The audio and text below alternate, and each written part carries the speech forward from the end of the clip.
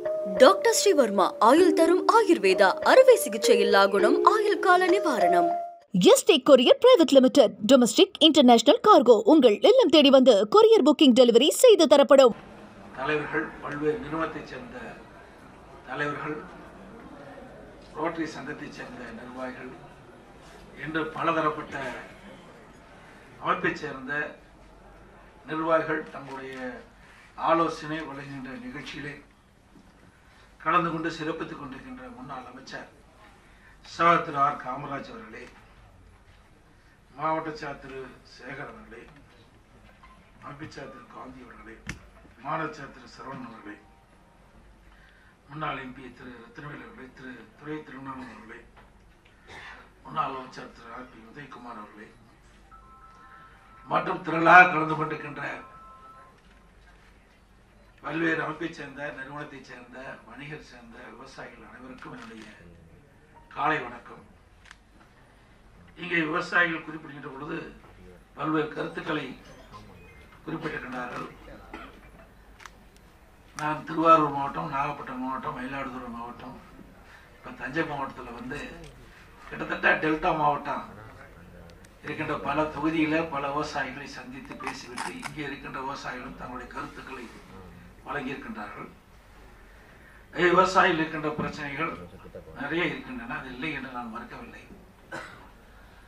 விவசாயத்தை பொறுத்த வரைக்கும் நிறைய பிரச்சனை இருக்குது, இல்லையே நான் மறுக்கல. நானும் ஒரு விவசாயி இருக்கிறதுனால சொல்றேன். விவசாயத்தை உற்பத்தி ஆகும் போது விலை குறைஞ்சி போயிருந்தது, உற்பத்தி குறையும் போது விலை அதிகமாயிருந்தது. நடவு செய்யும் போது ஒரு விலை, அறுவடை செய்யும் போது ஒரு விலை. இது ஒரு இக்கட்டான நிலை. இதை மத்திய அரசு மாநில அரசு இணைந்து இந்த விலை நிர்ணயம் செய்ய முடியும், அப்பதான் இது நிற்கும். இது இப்போ அரிசி நெல்லுக்கோ நிர்ணயம் செஞ்சாங்க, கரும்புக்கு செஞ்சிருக்காங்க, மற்ற பயிர்கள்லாம் ஏன்னா விலை நிர்ணயம் செய்யல. அந்தந்த சூழ்நிலைக்கு தக்கவாறு, அந்த விளைச்சலுக்கு தக்கவாறு தான் விவசாயிகளுக்கு விலை கிடைக்கின்றது. இங்கே குறிப்பிடுகின்ற பொழுது இந்த டெல்டா மாவட்டம் என்றால் நெற்களஞ்சியம் நிறைந்த மாவட்டம். இந்த தஞ்சை மாவட்டம் வரலாற்று சிறப்பான மாவட்டம், தமிழ் பல்கலைக்கழகம் இருக்கிற மாவட்டம், உலக தமிழ்நாடு, உலக தமிழ் மாநாட்டு நடந்த இடம் தஞ்சை. தஞ்சை பெரிய கோயில் உலக வரலாற்று சிறப்பு. அப்படி வரலாற்று சிறப்புமிக்க இடத்தில் நீங்கள் வாழ்ந்து கொண்டிருக்கின்றீர்கள். இங்கே இருக்கின்ற விவசாயிகளுடைய மக்கள் சொல்லிவிட்டார்கள், நெல் உற்பத்தி செய்யப்பட்ட அந்த நெல்லை அரசு நேரடி கொள்முதல் நிலையத்துக்கு கொண்டு சென்றால் உரிய நேரத்தில் அவர்கள் கொள்முதல் செய்யாத காரணத்தினாலே திறந்த வெளியில் அடுக்கி வைத்து அந்த நெல் மூட்டைகள் எல்லாம் நனைந்து நெல்மணிகள் முளைத்து விவசாயிகள் பெரும் நஷ்டத்துக்குள்ளாதாக சொன்னார்கள். எதிர்காலத்தில் அப்படிப்பட்ட நிலைமை இருக்காது. அனைத்து இந்திய அண்ணா திராவிட முன்னேற்ற கழகம் சிரிக்கின்ற வரை விவசாயிகள் கொண்டு வந்த நிலை உடனுக்குடன் கொள்முதல் செய்ய வேண்டும், அவருடைய வங்கியில் உடனுக்குடன் அந்த உண்டான தொகையை செலுத்த வேண்டும் என்ற உத்தரவு பிறப்பித்து முறையாக செயல்பட்டு வந்தது. ஆனால் இந்த அரசு வந்த பிறகு அதில் முழுமையாக கவனம் செலுத்தாத காரணத்தினாலே பல்வேறு குறைபாடுகள் இருக்கின்றன. அந்த குறைபாடுகள்லாம் கழக அரசு அமைந்தவுடன் சரி செய்யப்படும் என்ற செய்தி இந்த நேரத்தில் தெரிவிக்கிறேன். இங்கே பொதுப்பணித்துறை சார்பாக பேசினாங்க. இன்னைக்கு அரசாங்கம் வந்து இன்னைக்கு எம்சாண்ட் விலை உயர்த்தப்பட்டிருக்கின்றது, அதேபோல ஜல்லி விலை உயர்த்தப்பட்டிருக்கின்றது. எங்களை பொறுத்த வரைக்கும், என்னை பொறுத்த வரைக்கும் ஆட்டு மணல் அள்ளக்கூடாது என்று நான் தடை விதித்தவர். 2017ஆம் ஆண்டு ஆட்சி உடனடியாக நிலத்தடி நீர் உயர வேண்டும் என்றால் அங்கே மணல் அதிகமாக இருக்க வேண்டும். மணல் அதிகமாக இருந்தால் தான் அந்த நீர் சேமிக்கும். நீர் சேமித்தால் தான் நிலத்தடி நீர் குறைய குறைய அது ஒரு ஃபில்டர் மாதிரி கொடுத்துட்டே இருக்கும், நிலத்தடி நீர் உயரும். அந்த அடிப்படையில் தான் நாங்கள் தடை செஞ்சோம். ஆனால் இப்போ இருக்கிற ஆட்சியாளர்கள் அதை சரியாக கண்டுகொள்ளாத காரணத்தினாலே நீதிமன்றம் வரை போய் பல்வேறு பிரச்சனைகளை நிற்கிது. இருந்தாலும் பல திருட்டு மணல் அள்ளப்பட்டு வருகின்றன.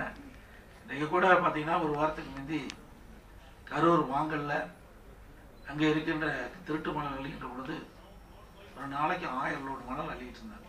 அங்கே இருக்கின்ற ஒருவர், உங்களை போல் இருக்கின்ற சமூக ஆர்வலர் ஒருவர், அந்த முறைகேடாக அள்ளக்கூடிய அந்த மணலை தடுக்க முற்பட்ட போது அது வெட்டை கொலை செய்யப்பட்டார். அவருடைய தம்பி தடுக்க முற்பட்ட போது அவரும் படுகாயமடைந்து அவருடைய தாயாரும் அடிபட்டு இன்னைக்கு மருத்துவமனை சிகிச்சை பெற்று வருகிறார். எங்களை பொறுத்த வரைக்கும்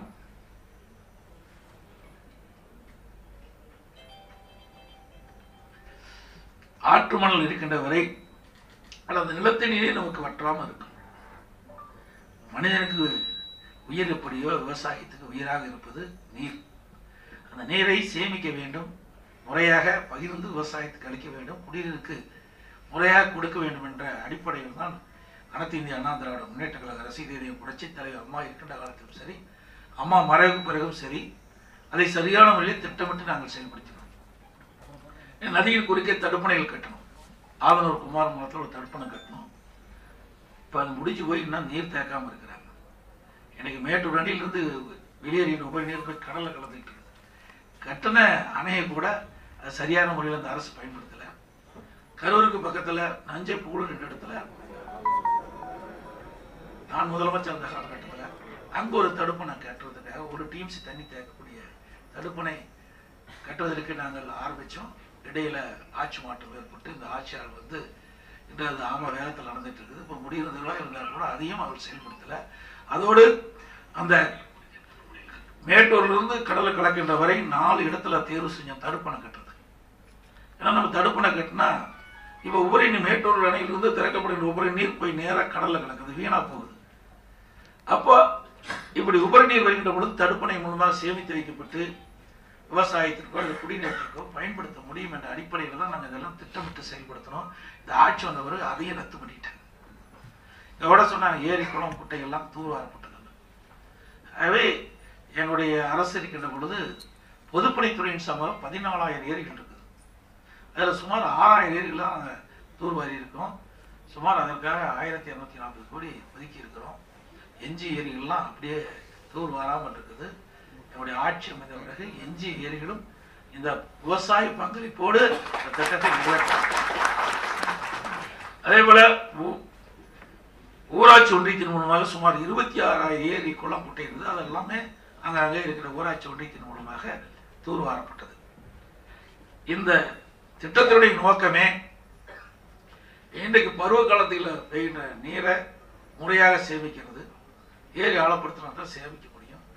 இன்னொன்று, நீண்ட காலமாக அந்த தூர் வராத காரணத்தினால அந்த வண்டல் மண்டலம் விவசாயிகளுக்கு தங்களுடைய நிலத்திற்கு அடியுறவாக பயன்படுத்தினால் விளைச்சல் அதிகமாக கிடைக்கும். ஒரு பக்கம் விளைச்சல் அதிகமாக கிடைக்கும், ஒரு பக்கம் ஏரி ஆழமாகும். அதனால நீர் சேமிப்பு அதிகமாக இருக்கும். அந்த வகையில் தான் அந்த திட்டத்தில் நாங்கள் துவக்கணும். அது மட்டும் இங்கே மட்டும் இல்லை, நதியின் குறுக்கே ஓடையின் குறுக்கே நிறைய தடுப்பணை நாங்கள் அதிமுக ஆட்சியில் கட்டி கொடுத்துருக்கோம். ஏன்னா நமக்கு நீர் பற்றாக்குறை மாநிலம். அதை நீரை முறையாக சேமித்தால்தான் மக்களுக்கு தேவையான குடிநீர் கிடைக்கும், நிலத்தடி நீர் உயர்ந்து விவசாயத்துக்கு தேவையான நீர் கிடைக்கும். அந்த அடிப்படையில் நாங்கள் செயல்படுத்துகிறோம். இதை விட நிறைய பேருக்கு விவசாயிகளுக்கு தெரியும் நினைக்கிறேன், பல பேருக்கு தெரியாது இருக்கலாம். அனைத்து இந்திய அண்ணா திராவிட முன்னேற்ற கழக அரசு இருக்கும்போது, நான் முதலமைச்சராக இருக்கும்போது நம்முடைய ஆற்று வருகிற நீர் மாசுபட்ட நீராக இருந்தது. அதான் குடிப்பதற்கு ராக்கெட்ட நீராக இருப்பது தகவல் கிடைத்தவுடன் மேட்டூர் அணையில் திறக்கப்படும் நீர் கடலில் கலக்கின்ற வரை அந்த காவிரி ஆற்றின் கரையோரமாக இருக்கின்ற நகரத்திலிருந்து வெளியேறுகின்ற அசுத்த நீர் நதியிலே கலக்கின்றது. அதனால் நீர் மாசுபடுகிறது. இன்றைக்கு 20 மாவட்ட மக்கள் காவிரி நதியை நம்பித்தான் குடிநீர் ஆதாரமாக இருக்குது. அதோட பவானி ஆற்றிலிருந்து, நொய்யல் ஆற்றிலிருந்து, அமராவதி ஆற்றிலிருந்து, இன்னும் கிளை நதிகளிலிருந்து, கிளை ஓடைகள் இருந்தெல்லாம் இன்றைக்கு காவிரி ஆற்றிலே வந்து தண்ணி சேருகின்ற பொழுது அந்த கரையோரமாக இருக்கின்ற நகரத்திலிருந்து வெளியேறுகின்ற அசுத்த நீர் நதியிலே கலக்கி அசுத்தமாகுது. அதை சுத்தப்படுத்த வேண்டும் என்ற அடிப்படையில் விரிவான திட்ட அறிக்கை தயார் பண்ணி நான் முதலமைச்சர் அந்த காலத்தில் பாரத பிரதமர் நரேந்திர மோடி அவர்களை கொடுத்து அவர்கள் மேதகு குடியரசுத் தலைவர் உரையில் இடம்பெற செய்து அந்த திட்டத்தை கொண்டு வந்ததுக்கு நடவடிக்கை எடுத்து அனைத்து முயற்சியும் எடுத்தோம். என்னுடைய ஆட்சி முன்னாள் அந்த திட்டம் கிடப்பில் கிடந்தது. மீண்டும் நான் சட்டமன்றத்தில் கூட பேசினேன். அப்போல்லாம் கிண்டலும் கேலியும் பேசினாங்க திமுக அமைச்சர்கள். நீங்கள் கொடுத்துருப்பீங்க, எல்லாம் நாங்களும் தான் கொடுத்துட்டு இருக்கிறோம், ஆனால் அது நடக்காது, இது பெரிய திட்டம் அப்படின்லாம் சொன்னாங்க. இன்னைக்கு மத்திய அரசு ஒத்துக்கிட்டு 11,500 கோடி நடந்தாய் வாழி காவிரி திட்டத்திற்கு இன்றைக்கு முதற்கட்டமாக 990 கோடி ஒதுக்கிட்டாங்க. இந்த ஆண்டிலிருந்து அந்த திட்டம் அமலுக்கு வருகிறது. அப்படி வருகின்ற பொழுது அங்கே நகரத்திலிருந்து வெளியேறுகின்ற அந்த அசுத்த நீர் அந்த காவிரி ஆற்றின் கரையோரமாக ஒரு பேபி கனால் அமைத்து அங்கே ஒரு செம் கட்டி அதில் சுத்தப்படுத்தி ஆற்றில் விடுவார். இங்கே இருக்கின்ற தஞ்சையில் இருக்கின்ற நம்முடைய மக்கள் மேட்டூர் திறக்கப்படும் நீர் சுத்தமான நீரை பருகக்கூடிய ஒரு சூழலை நாம் உருவாக்கிறோம். அது மட்டும் இல்லை, இன்றைக்கு விவசாயிகளுக்கும் சுத்தமான நீர் பயிர்களுக்கு பாய்ச்சினால்தான் அந்த நோயிலிருந்து பயிரை காக்க முடியும். அதற்கும் இந்த திட்டம் உதவுகிறது. அதேபோல கோதாவரி காவிரி திட்டம் அதையும் நிறைவேற்ற வேண்டும் பாரத பிரதமர் கொடுத்தேன். பிரதமர் நடவடிக்கை எடுப்பதாக சொன்னார்கள். அதற்காக அதிமுக அரசு கடுமையான முயற்சி மேற்கொண்டோம். எங்களுடைய 2 அமைச்சர்களை தெலுங்கானாவுக்கு அனுப்பிச்சு தெலுங்கானா முதலமைச்சர்கிட்ட பேசி அவர் ஒத்துக்கொண்டார். அதே போல ஆந்திரா முதலமைச்சர்கிட்ட பேசி அவரும் ஒத்துக்கொண்டார். ஒரிசாவிலிருந்து தெலுங்கானா ஆந்திரா வழியாக நீங்கள் தாராளமாக விவசாயிகளுக்கு நீர் எடுத்து செல்லலாம் என்று 2 முதலமைச்சரும் நமக்கு ஒத்துக்கொண்டார். ஏன்னா தென் மாநிலத்தில் இருக்கின்ற முதலமைச்சர் ஒருங்கிணைக்கின்ற ஒரு சூழலை நாங்கள் உருவாக்கின்ற பொழுது நம்முடைய தென்னியில் இருக்கின்ற பகுதியில் இருக்கின்ற மாநிலங்கள் எல்லாம் வளர்ச்சி அடைய வேண்டும் என்ற நல்ல எண்ணத்தை வைத்து உண்மையிலேயே 2 முதலமைச்சரும் ஒத்துக்கிட்டாங்க. நீங்க கொண்டு வந்த கோதாவரி காவிரி திட்டம் செயல்படுத்துகின்ற பொழுது எங்களுடைய அரசு முழு ஒத்துழைப்பு கொடுக்கும், எங்களுடைய மாநிலத்தின் வழியாக தண்ணீர் எடுத்து செல்லலாம் என்ற ஒரு நல்ல அறிவிப்பை நாங்கள் பெற்றோம். ஆனால் துரதிருஷ்டமாக ஆட்சி மாற்றம் வந்த காலத்தில் அதுவும் கிடப்பில் கிடக்குது. எல்லாம் இதற்காக சொல்லிட்டு சொன்னால் எங்களுடைய அரசு எடுத்த நடவடிக்கை மக்கள் தெரிந்து கொள்ள வேண்டும். இங்கே இருக்கின்ற பிரமுகர்கள் மக்களோடு மக்களாக பழகி இருக்கின்றீர்கள். ஒரு அரசாங்கம் எப்படி செயல்பட வேண்டும், எந்தெந்த வழியில் நாட்டு மக்களுக்கு நன்மை செய்வதற்காக திட்டம் தீட்டப்பட்டு செயல்படுத்துகின்ற விவரத்தை உங்கள் மூலமாக மக்களுக்கு எடுத்து செல்ல வேண்டும், நீங்களும் தெரிந்து கொள்ள வேண்டும் என்ற அடிப்படையில் தான் இதையெல்லாம் உங்களிடத்தில் தெரிவிக்கின்றோம். அது மட்டுமல்ல, வியாபாரிகளுக்கும் நிறைய பாதுகாப்பு கொடுத்தோம். எங்களுடைய ஆட்சி சட்டத்தின் ஆட்சி. ஒரு பாதுகாப்பு இருந்தால்தான் வியாபாரம் சரியா செய்ய முடியும். வியாபாரிகள் செழித்து இருக்க வேண்டும் என்றால் விளைச்சல் அதிகமாக இருக்கும் விவசாயிகளுக்கு.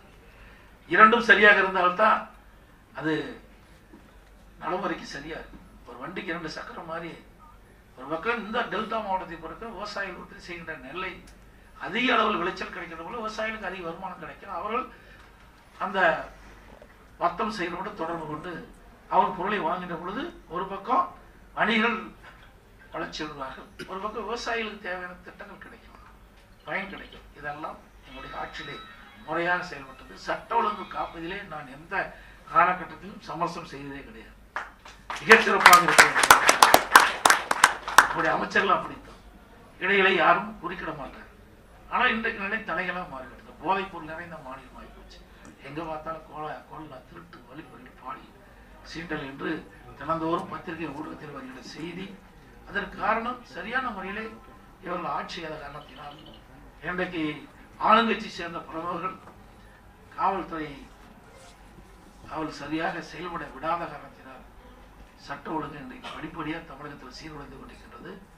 இன்றைக்கு ஸ்காட்லாந்து இணையாக போற்றப்பட்ட காவல்துறை இன்றைக்கு மெல்ல மெல்ல தேய்ந்து இன்றைக்கு மக்கள் அச்சப்படுகின்ற அளவிற்கு தமிழகத்தில் வாழ்கின்ற சூழலை ஏற்பட்டுக்கிட்டது என்பதை இந்த நேரத்தில் சுட்டிக்காட்டி டாக்டர் அவர்கள் அழகாக சொன்னார்கள். நிறைய இருக்குது மருத்துவத்துறையில், நிறைய செஞ்சிருக்கேன். நான் எல்லா துறையுமே நான் நேரடி கண்காணிப்பில் வச்சிருப்பேன். எந்த உணவுத்துறையாக இருந்தாலும் சரி, கூட்டுறவுத்துறையாக இருந்தாலும் சரி, மருத்துவத்துறை, நெடுஞ்சாலைத்துறை, மின்சாரத்துறை அத்தனையுமே நான் சட்டமன்றத்தில் ஒவ்வொரு மானிய கோரிக்கை நடைகின்ற பொழுதும் நேரடியாக பவர் பாயிண்ட் பிரசன்டேஷன் போட்டு தெளிவாக அதில் எல்லாமே நான் தரவாக வச்சிருக்கிறேன். இன்றைக்கு மரியாதைக்குரிய மருத்துவர் சொன்னது போல இன்றைக்கு இந்தியாவிலேயே மருத்துவ சிகிச்சை சிறப்பாக அளிக்கக்கூடிய முதல் மாநிலம் தமிழ்நாடு. இன்னைக்கு அரசு மருத்துவம் ஒரே ஆண்டில் 11 மருத்துவமனை, அம்மா இருக்கும்போது 6 மருத்துவமனை, 17 அரசு மருத்துவமனைக்கு மருத்துவக் கல்லூரியோட இந்த மருத்துவக் கல்லூரியை நானே நேரடியா அங்க இருக்கிற நம்முடைய மருத்துவர்கள், நம்முடைய பொறியாளர்களை வச்சு அதுக்கு பிளான் பண்ணி இந்த மருத்துவமனையை கட்டிக்கலாம். 11 மருத்துவமனை நீங்க பார்த்தீங்கன்னா அதுக்கு ஆப்ரேஷன் தேட்டரு, எந்தெந்த வார்டு எப்படி இருக்கணும், எப்படி மக்கள் செல்ல வேணும், அப்படியெல்லாம் அமைப்பு பண்ணேன். ஆனால் அது எல்லாமே வீணா போச்சு. இந்த ஆட்சியில் அதை முறையா கட்டல. அப்போதும் தனியார் மருத்துவமனைக்கு இணையா அரசு மருத்துவமனை செயல்படக்கூடிய செயல்பட வேண்டும் என்ற அடிப்படையில் நாங்கள் செயல்படுத்தினோம். அது மட்டும் இல்லை, கிராமத்தில் இன்றைக்கு ஏழை மக்கள் நிறைந்த பகுதியில் அம்மா மினி கிளினிக் என்ற ஒரு திட்டத்தை கொண்டு வந்து நாங்கள் ஒரு எம்பிபிஎஸ் டாக்டர், ஒரு செவிலியர், ஒரு மருத்துவமனையாளர் நினைச்சு அங்கே இருக்கின்ற ஏழைகளுக்கு அந்த பகுதியிலேயே சிகிச்சை அளிக்கக்கூடிய சூழ்நிலையெல்லாம் உருவாக்கிட்டோம். அதே போல இன்றைக்கு புற்றுநோய் அதுக்கு நீங்கள் போய் தனியார் மருத்துவமனைக்கு போனீங்கன்னா அதிகமாக செலவாகும். கிட்டத்தட்ட அரசு மருத்துவர்களுடைய 10 மருத்துவர்களை தேர்ந்தெடுத்துட்டு ஒவ்வொரு மருத்துவர்களுக்கு 22 கோடி ரூபாய் மதிப்பில் நாங்கள் அதுக்கு மிஷன்லாம் வாங்கி கொடுத்தோம். எந்திரங்கள் வாங்கி கொடுத்து அவர்களுக்கு ஏழைகளுக்கு உரிய முறையில் சிகிச்சை அளிக்கக்கூடிய சூழ்நிலை நிறைய இருக்குது. நீங்கள் மருத்துவத்துறை எடுத்துட்டு நிறைய கட்டமைப்பு நிறைய செஞ்சிருக்கோம். இன்னைக்கு கூடுதல் வசதியான நீங்கள் மதுரை நிறைய நகரங்களில் இன்னைக்கு நூற்றுக்கணக்கான கோடி செலவு செஞ்சு அந்த மருத்துவமனையை நவீன மருத்துவமனை ஆக்கியிருக்கு. அனைத்து இந்திய அண்ணா திராவிட முன்னேற்ற கழக அரசு கொரோனா காலம் உங்களுக்கு நல்லா தெரியும். இந்தியாவிலேயே கொரோனா வைரஸ் பரவலை தடுத்த முதல் மாநிலம் தமிழ்நாடு. அந்த அளவுக்கு எங்களுடைய மருத்துவத்துறையில் இருக்கிற மருத்துவர்கள், அந்த துறையை சேர்ந்த அமைச்சர் டாக்டர் விஜயபாஸ்கர் அவர்கள் இன்னைக்கு ஒருங்கிணைந்து செயல்பட்ட காரணத்தினாலே விலைமதிக்க முடியாத அந்த உயிரை தமிழகத்திலே காப்பாற்றிய அரசு அனைத்து இந்திய அண்ணா திராவிட முன்னேற்ற கழக அரசு என்பதை தெரிவித்து நீங்க இன்னும் பல்வேறு பிரச்சனைகள் பற்றி இங்கே தெரிவித்த கிடையாது. உங்களுடைய மனு மூலமாக நீங்கள் வழங்கலாம். எங்களுடைய ஆட்சி வந்த பிறகு அதையெல்லாம் பரிசீலனை செய்து நடவடிக்கை எடுக்கப்படும் என்ற செய்தியை சொல்லி இங்கே மிக திரளாக வந்து இந்த ஆலோசனை கூட்டத்தில் பங்கு பெற்ற அத்தனை நிறுவனத்தை சேர்ந்தவர்களுக்கும் பல்வேறு அமைப்பை சேர்ந்தவர்களுக்கும் விவசாய பிரிவு மக்களுக்கும் நன்றி தெரிவித்து விடுபடுகின்றேன். நன்றி, வணக்கம். டாக்டர் ஸ்ரீவர்மா ஆயுள் தரும் ஆயுர்வேதா அறுவை சிகிச்சை இல்லா குணம் ஆயுள் கால நிவாரணம்.